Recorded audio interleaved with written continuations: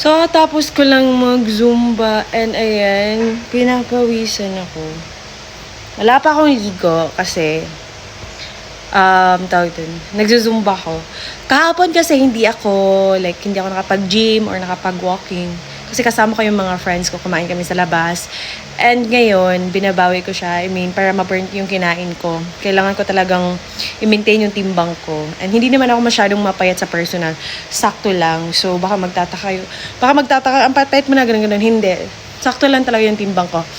And ayan, mag-gym naman ako later. So, kailangan ko lang talaga magpawis or what para at least, diba? Kasi feel ko pag kumakain ako ng rice, feel ko ang taba-taba ko na agad. And hindi kasi ako hindi ako masyadong kumakain ng rice. Yung kinakain ko kasi mais. So, yung kinain ko is yung humay. And alam niyo naman, diba? Madali ako tumaba kapag yung isang rice yung kinakain ko. So, nakaka-guilty siya. And alam niyo naman, may talaga ako sa workout. And kita yung pawis ko. Pinapawisan ako. So, yun lang.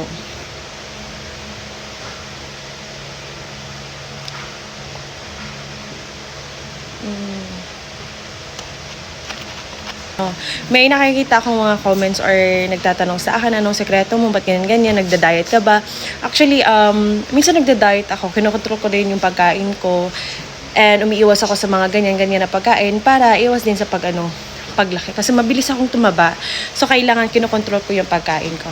And ang sarap ng feeling pag pinapawisan ka, kasi tignan nyo naman, kasi parang feel ko nakakawala ng mga ganun. And ang sarap na hangin talaga. Hindi ko lang mapakita kasi nasira yung camera ko sa back. So, dito muna sa front. Nag-zumba ako kanina. Ayun lang.